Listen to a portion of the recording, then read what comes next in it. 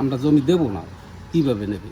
তাদের অনেক হুমকি দিয়েছে যে প্লেনে যাইয়ে জমি চাষ করা লাগবে, বেচতে চায় না।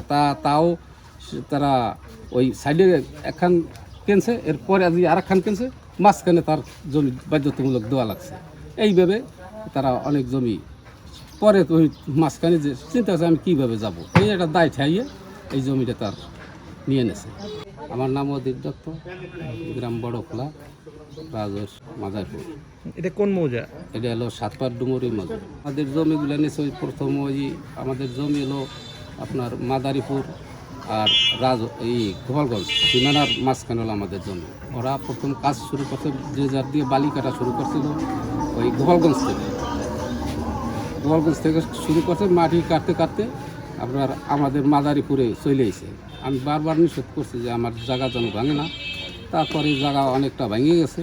এখন দেখি আমার চাষের জমি, আমার তো ওই ধান লাগাইলে স্যালো মেশিন দিয়ে জল দেওয়া লাগে। তখন আমি ওই চিন্তা করছি যে আমার তো আর কোনো জমি চাইলেই তো আর ফেরত তারা দিতে পারবে না, তাই জমি আমি বিক্রি করে দিই। শেষে জমি বিক্রি করে দিয়েছি। আমার 2 বিঘা জমি তারা ড্রেজার দিয়ে ভেঙে ফেলেছে পরে। আর আমার কাকা তো বাইকের জমিও তারা নেছে। সদানন্দ আছে, প্রশান্ত আছে, তাদের জমিও নেছে।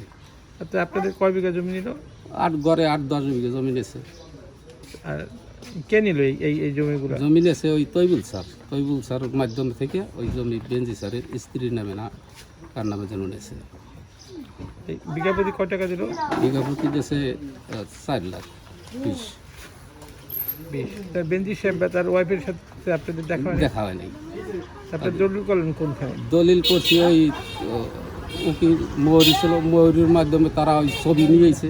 ওই ছবি ওই যারা যাদের নামে নিয়েছে তাদের শুধু খালি ছবি আনছে ওইখানে, কিন্তু তারা উপস্থিত হয় নাই। এইভাবেই রেজিস্ট্রি হয়ে গেছে। আপনাদের আশেপাশে এরকম কত মানুষের জমি নিচ্ছে? এইভাবে অনেক জমি নিয়েছে, অন্তত মিনিমাম 150-200 বিঘা আমাদের ওই পশ্চিম পাশ দিয়ে তা প্রায় 150-200 বিঘা জমি নিয়েছে। এই ঠিক এইভাবেই নিয়েছে, যেটা কিনতে চায় মানে বেচতে চায় না। তাও তারা ওই সাইডে একখান কিনছে, এরপরে আজ আর একখান কিনছে, মাঝখানে তার জমি বাধ্যতামূলক দেওয়া লাগছে। এইভাবে তারা অনেক জমি পরে ওই মাঝখানে যে চিন্তা করছে আমি কীভাবে যাব, এই একটা দায় ঠাইয়ে এই জমিটা তার নিয়ে নেছে। কান্দি বাড়ি করে ওই সে তো চাকরি করে, তাদের জমি এখনও রয়েছে যে আমরা জমি দেবো না, কীভাবে নেবে? তাদের অনেক হুমকি দিয়েছে যে প্লেনে যাইয়ে জমি চাষ করা লাগবে। তারপরও তারা জমি দেয় নাই। তো ওই যে তৈমুর সাহেব, হ্যাঁ, সে কি সরাসরি আসতেন আপনাদের কাছে সরাসরি আসতো নাকি লোক মারফত? প্রথমত লোক মারফতে ওই জমির করতো, পরে তৈবুল স্যার নিজে যখন ওই লেনদেন টাকা পয়সা লেনদেন করা লাগে তখন সেই আসতো। উনি কোথায় চাকরি করে? উনি তো তখন এই প্রজেক্টেই ছিল। এমনিতে তো উনি সরকারি চাকরি করতেন না, পুলিশ ডিপার্টমেন্টে তৈমুর সাহেব? আমরা তো শোনা কথা সেটা শুনছি যে উনি ওই সাসপেন্ডে আছে, সেই জন্য উনি এই স্যারের ওইখানে কিছুদিন ছিল। আচ্ছা। তখনকার সময় ওই কাজটা সে করছে।